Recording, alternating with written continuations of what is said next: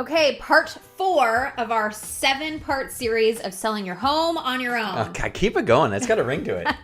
Okay, so this is the exciting part. It's time to list your house. And there's a few pieces of this. We're going to get into where to post your listing, open houses, single showings, and then time on market.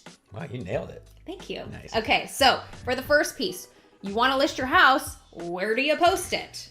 Obviously, if you're selling it on your own and you don't have access to the MLS, which we'll get to that in a second, but make sure it's on Zillow. Zillow. Everybody looks on Zillow. Everybody looks on Zillow. It's the number one real estate website in the country. Make sure it's on Zillow. I think and again, I don't do this day in and day out, but I think you can list it for free. Okay. Right? If not, it's a very nominal fee, but make sure your awesome edited photos that you paid for and your great description are on Zillow, but find a way to get it on the MLS. Yep. Yeah. So the MLS is the system that real estate agents use for their listings, their transactions, and whatnot. The point of this is you want as many eyeballs to see your listing as possible. So getting it on the MLS allows all those agents who have buyers looking for homes, it gets them to see your house. And actually does more.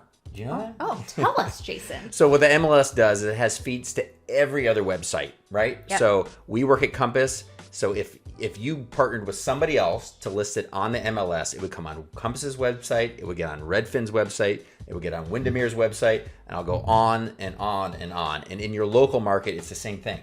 Get it on the MLS, and there's an automatic feed that gets it onto every other website. Okay, it's so important. People are going to ask, do I need to be a realtor to get it on the MLS? Yes, just kidding. There are plenty of MLS listing sites, and they all vary in cost, but I think if you do enough research, you could probably find one for $300, right? Yep. So for $300, it will go into the MLS and go to every website imaginable. If you're listing it on the MLS, you don't need to worry about Zillow, because Zillow will get a feed from your electronic transmission to space. So it will be automatic. Okay, so really where you should just start is getting it on the MLS, and then it's shot out to all the websites. Right. The next piece, now that your home has been listed on MLS, it's on all the websites, people want to come see it, okay? So let's first talk about open houses. This is an easy way to get a collection of people coming at the same time. Open houses are typically held on weekends, Saturdays and Sundays for 2 or 3 hours at a time. Now, before we talk about this, one point I want to make. For buyers, it can be very uncomfortable for them to come into a house when the owner is still there, okay? Do not freak buyers out. Right. And I mean that. Like when we have open houses and sometimes even a seller pops back in and people are just not going to be as honest about what they think about the house.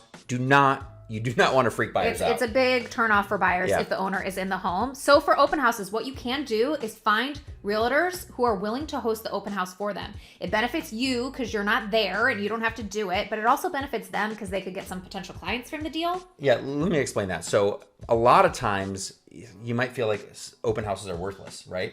But realtors don't feel that way. Realtors, especially a little bit newer realtors, will do it for free. You don't have to pay a realtor to do it.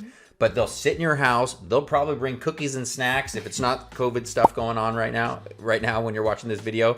But they will host it for free, and they will let you know what happens because they're looking for potential buyers. Yep, and they're going to get all the feedback from people who are coming through the house. Like, oh, it seems it needs a little more updating, or I love this feature, or I don't like this feature. And they're going to give you all that feedback. And you're keeping everyone comfortable because you're not there. Stay away. The next step would be single showings. Yeah. So usually people have a realtor, right? And so if you are not hiring a realtor, and you're probably watching this video if that's the case, then somebody's going to want to come by and make sure that they do have their realtor with them. Right. You don't want somebody kind of snooping through your house without you there. But if they have a realtor, make sure that they sign in, you get their business card, right? Make sure that, they prove that they're legit. And they're going to come through your house. And I think you need to find a way to be a little bit comfortable with this, especially if they have their realtor with them. Yeah, so on all your marketing materials, you're going to have that call to action of like, shoot me a text or an email if you want to see the house. So you're going to be getting these phone calls from potential buyers or their realtor, it's very important to be flexible and open to all times of day. You want as many people to see your house as possible. So it's really inconvenient for your life to list your house because you have to be in and out, in and out. And make sure, most important, your house is picked up before somebody comes in. Yeah, so that's one of my pieces. So before you have a showing, make the beds, clear out the kitchen, get all the dishes out of the sink, clear out your showers with the shampoo and conditioner and soaps, clean those out, and fluff your couch and all those pillows. Like before anyone comes into your house, do a really quick pickup. Yeah, even put on some nice tunes. Okay, so then Get also... them in the mood. You could if you want. Make sure it smells good, that kind of stuff. But also, when a single showing is happening, again, it's uncomfortable for the potential buyer to have you in there. So what you can simply do is let them in the house, wait outside while they're inside looking around. Great idea. Once your house is listed, you've got people coming on. Timing. Everyone wants to know, how quick is it going to take to sell my house? Obviously, it depends on the market. And it depends on how your market is acting at that specific time and what market you live in. So if you live in an area where the average home sells in a month or 30 days, it may take that long. If you live in the hotter times in the market in the Seattle area, it would sell in 2 or 3 days. If you were listing your house 4 months ago, it may have taken just a couple days. Yeah, so you might need to be patient. Also, if it's been on the market for 30 days, 45 days, it's okay to reach out to a friend of yours who happens to be a realtor and talk to them about, hey, should I maybe do a price reduction? What are you thinking I should do based on the temperature of the market? Yeah, and price reductions are happening more and more often, but don't get too excited about it. So if you've been on the market for a week and you're thinking you should reduce the price right now, maybe homes are taking 3 or 4 weeks to sell. So don't get over anxious on that. Let the home be on the market for a while. Let people see it. And if it takes 3 or 4 weeks to sell in a normal market, it's going to take a little bit. And also, as you're going through this whole process, we are a sounding board for you. So if you have questions, you can reach out to us anytime and we will help guide you as best as we can.